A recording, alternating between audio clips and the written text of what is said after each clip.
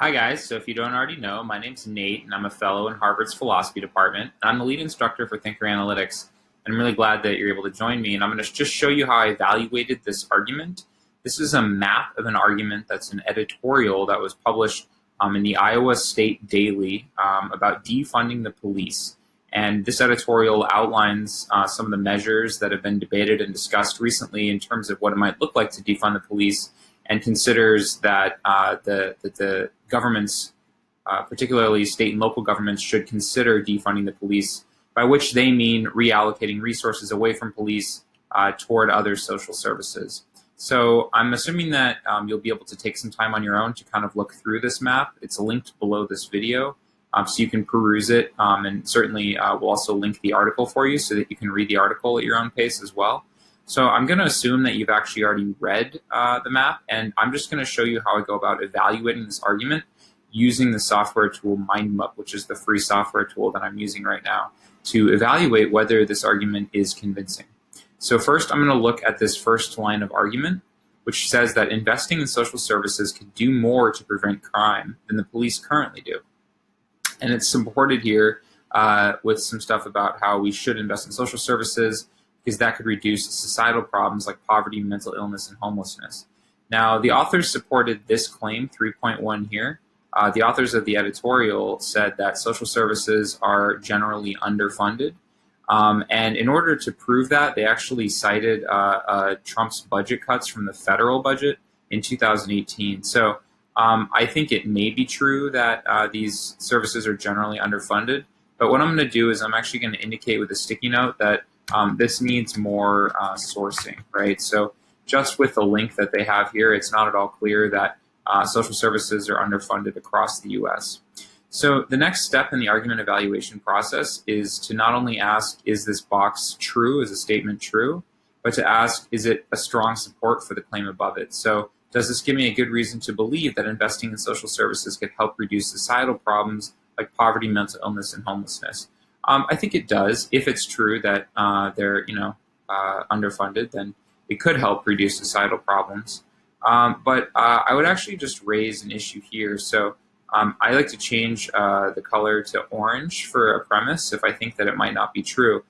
I just wanted to point out that it's not clear that just giving more money into social services will necessarily reduce poverty, illness, and homelessness. There's some positive track record of the government being able to do this, but it's extremely wasteful, and a lot of critics, particularly fans of capitalism, would argue that this isn't the best way to generate wealth or get people out of poverty through government programs. It's a big ongoing debate. So this at least needs more support. And then I also think that if we move up one step, the claim is that reducing poverty, mental illness, and homelessness would act as a deterrent to crime. I think that's probably true. So I'm going to evaluate that by turning it blue. I do think that poverty, mental illness, and homelessness are factors that contribute to crime. But the claim here is that investing in social services would do more to prevent crime than the police currently do.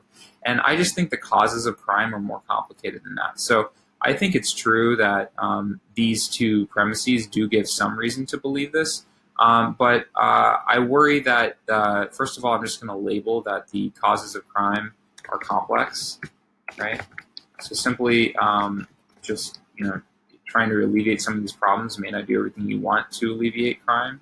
And also, I'm just going to raise a concern about what's been called the Ferguson effect, which is the idea that when police officers pull back or limit their presence for any number of reasons, violent crime in some communities tends to go up. And there are a lot of researchers who believe that that is a phenomenon, and that we're seeing some of the effects of that from some of these protests in places like Chicago and elsewhere, where when police pulled back due to protests, there was actually an increase in violent crime in those areas. And people debate about it, but it's at least worth considering whether the police presence might actually be helpful in preventing some crime. So I don't have time to go through the rest of this argument in a succinct way, but again, I just want you to see that what I can do is walk through this argument with a two-step process. So I do think this is true. The source for it is good. So I'm going to say that I think that this premise is true. And it's also true that police are frequently dispatched to deal with homeless issues. And the sources for this, you can click on them, are good sources. So This also is a true premise because it's just saying that police are often dispatched to deal with these issues. Now, one question I did want to raise is, given that they're often tasked with handling social issues, but they're not trained to effectively handle these issues, does that mean that we should replace them with social workers or special response teams? And I think that's probably strong, but I just wanted to ask a question, which is, what about just training police better, right? So we could do a lot more to, since police are often going to be first responders in situations that may involve violence, substance abuse, and mental illness, but may also involve the possibility of crime. What I think you would want is police who are just much better trained to handle those situations and not to use violence, but to use de-escalation techniques and just be more effective the way that a social worker or a special response team would. So overall, I do think this argument is fairly persuasive.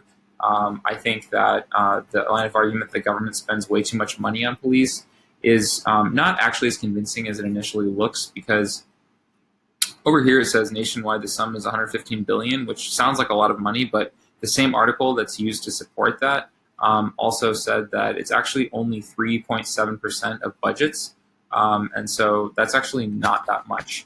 So it's it sounds like a lot of money, and it is, but in terms of the overall budget, it's not an insane amount. So I actually don't think it's as convincing that the government spends way too much money on police. I don't think that's a very strong reason to, quote, defund the police. But I do think it's a strong reason if we could do more to actually prevent crime than police currently do. So I think this is the most persuasive reason. And that's why I find the argument overall, I'm going to give it 4 out of 5 dumbbells. So thanks so much, and I hope this was informative, and I'd love to speak with anybody at more detail about it. If you want to email me, it's nate@thinkeranalytics.org. Take care.